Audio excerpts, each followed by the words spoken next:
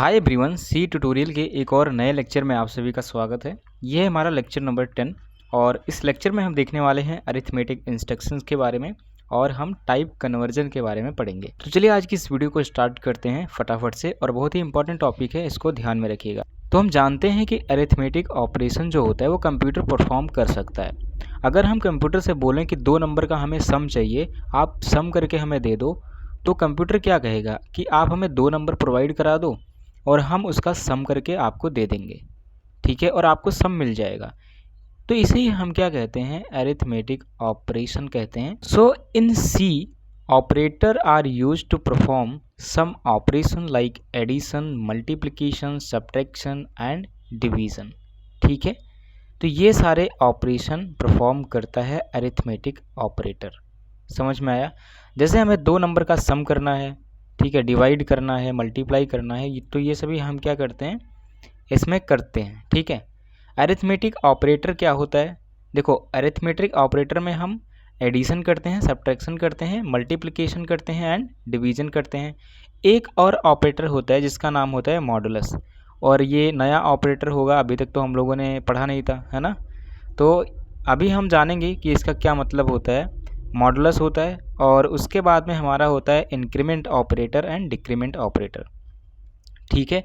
तो इन ऑपरेटर के बारे में आज की इस वीडियो में हम पढ़ने वाले हैं। तो चलिए अपने वीएस कोड में चलते हैं और जानते हैं कि ये सब जो ऑपरेटर हैं इनको हम किस तरीके से यूज कर सकते हैं। तो हमारे पास में सबसे पहले ऑपरेटर हमारा है एडिशन का, ठीक है। तो हम यहाँ पे डालते हैं एडिशन और उसके बाद में हम एडिशन ऑपरेशन परफॉर्म करते हैं। यहाँ पे मान लो आपके पास में 2 इंटीजर वैल्यू है, एक का नाम है ए में स्टोर है 9, और उसके बाद में एक और इंटीजर वैल्यू है जिसका नाम है बी और उसमें स्टोर है 90।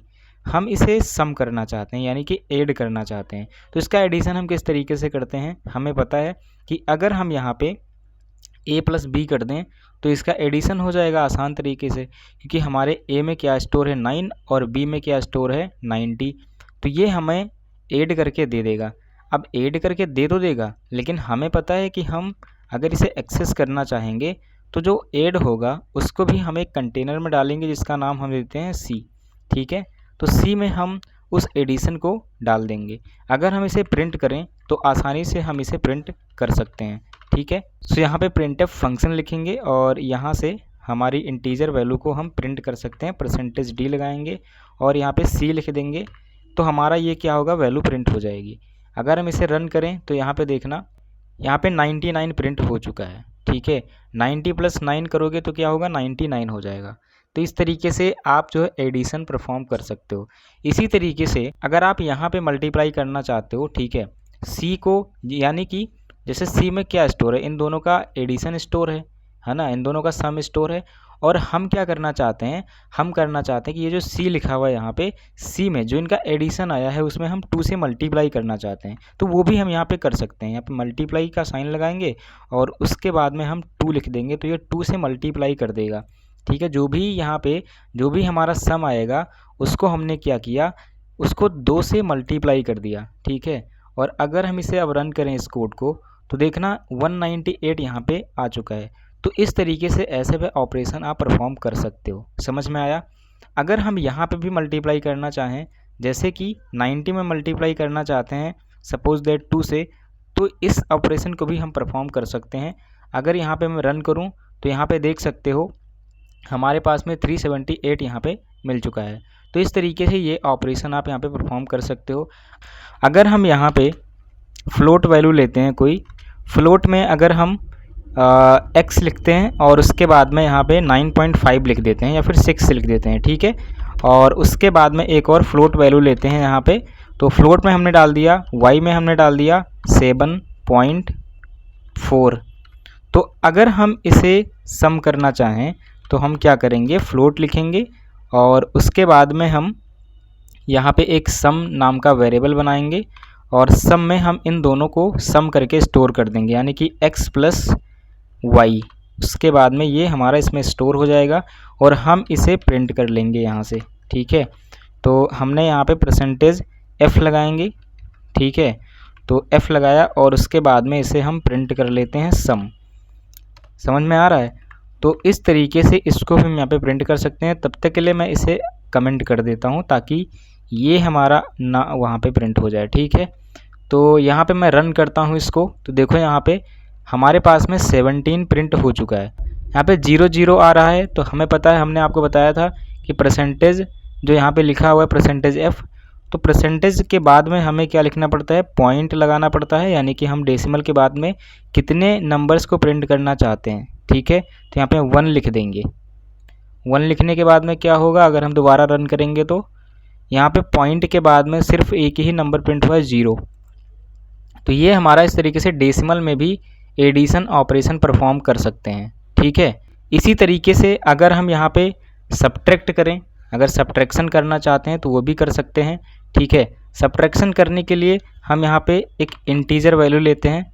इंटीजर वैल्यू हमने ले लिया, मान लो यहाँ पे इंट ए लिया और उसमें हमने डाल दिया 9 और माइनस डाल दिया 4।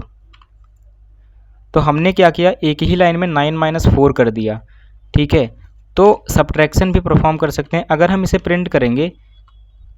प्रिंट करेंगे परसेंटेज डी लगा करके, तो क्या होगा, हमारे पास में आ जाएगा यहाँ पे ए। अगर ए को प्रिंट करता हूँ तो देखना 9 - 4 होगा, तो हमारे पास में कितना आना चाहिए, 5 आना चाहिए, ठीक है। तो यहाँ पे हमारे पास में 5 आ चुका है। तो इस तरीके से हम यहाँ पे सब्ट्रैक्शन भी परफॉर्म कर सकते हैं, बहुत ही आसान होता है। उसके बाद में अगर हम यहाँ पे मल्टीप्लाई करना चाहें तो मल्टीप्लाई करके मैंने पहले ही बता दिया आपको, ठीक है। एक और ऑपरेशन यहाँ पे परफॉर्म कर लेते हैं मल्टीप्लिकेशन का। तो अगर हम यहाँ पे मान लो लिखते हैं x = 8, ठीक है, मल्टीप्लाई कर देते हैं इसको किससे, 4 से। तो इस तरीके से इसको भी हम यहाँ पे प्रिंट करवा सकते हैं। अगर हम इसे प्रिंट करवाएंगे तो क्या प्रिंट होगा, बताओ क्या प्रिंट होगा, कमेंट करके बताना, ठीक है। तो यहाँ पे सबसे पहले हमें डबल कोट लिखना पड़ेगा परसेंटेज डी, और उसके बाद में हमें x को प्रिंट कर देंगे, ठीक है। तो अगर हम इसे रन करते हैं तो देखना क्या प्रिंट होता है। तो हमारे पास में यहाँ पे 32 प्रिंट हो चुका है, लेकिन जो 5 था ना, ये पहले वाला आउटपुट है ना, और ये एक ही लाइन में है। अगर हमें इसे नेक्स्ट लाइन में लेकर के आना है तो हम क्या करेंगे, यहाँ पे इसके बीच में ना, जैसे ये भी यहाँ पे प्रिंट हो रहा था, ठीक है, ये वाला है ना, 9 - 4 5 आ रहा था, तो वो भी हमारे पास में आउटपुट प्रिंट हो रहा है। तो इसको अगर हम नेक्स्ट लाइन में लेकर के आना चाहते हैं तो हम क्या करेंगे, यहाँ पे प्रिंटफ कर देंगे और उसके बाद में \n लगा देंगे यहाँ पे, ठीक है। तो ये हमारा जो वैल्यू आएगा, इस वाले कोड को रन करेंगे तो वो अगली लाइन में आएगा। अभी देखना, ठीक है, यहाँ पे 5 देखो लिखा हुआ है और अगली लाइन में यहाँ पे 32 लिखा हुआ है। तो 8 चौक 32 यहाँ पे होता है। तो इस तरीके से इसको भी हम यहाँ पे प्रिंट करवा सकते हैं। इसका मतलब मल्टीप्लिकेशन भी हम यहाँ पे कर सकते हैं। तो इन्हें ही हम क्या कहते हैं, अरिथमेटिक ऑपरेशन कहते हैं, कि कितने भी अरिथमेटिक ऑपरेशन होते हैं हम उसे यहाँ पे परफॉर्म कर सकते हैं, बहुत ही आसान होता है। अगर हम यहाँ पे डिवाइड करना चाहें तो डिवाइड भी कर सकते हैं। सपोज़ दैट आपके पास में 5/2 है, ठीक है, 5/2 है, लेकिन अगर हम, ठीक है, 5/2 करते हैं एक बार, तब मैं आपको समझाता हूँ।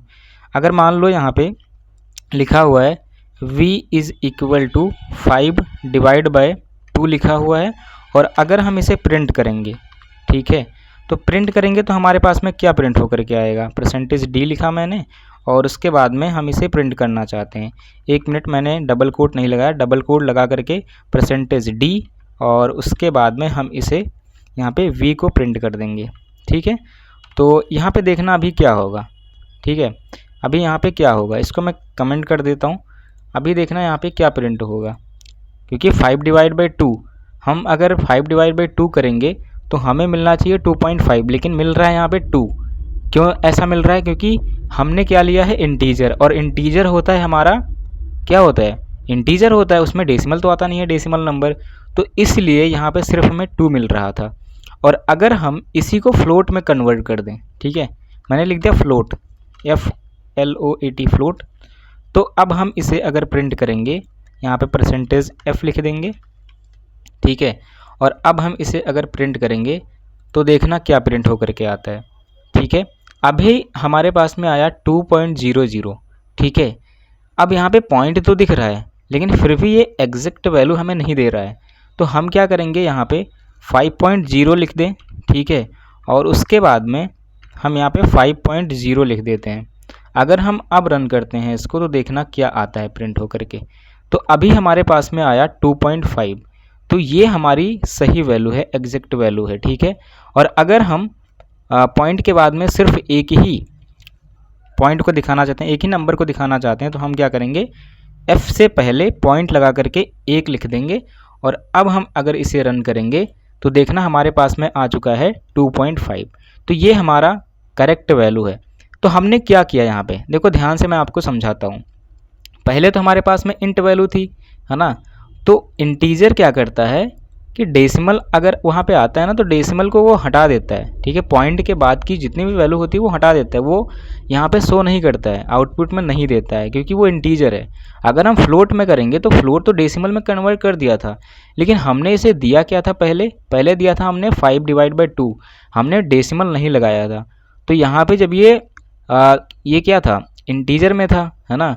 तो इंटीजर में था तो इसे हमने सिर्फ जब ये डिवाइड कर रहा था ना, तो डिवाइड कर रहा था तो ये डेसिमल में तो कन्वर्ट हो गया था, लेकिन हमें एग्जैक्ट वैल्यू नहीं दे रहा था। समझ में आया, एग्जैक्ट वैल्यू नहीं दे रहा था।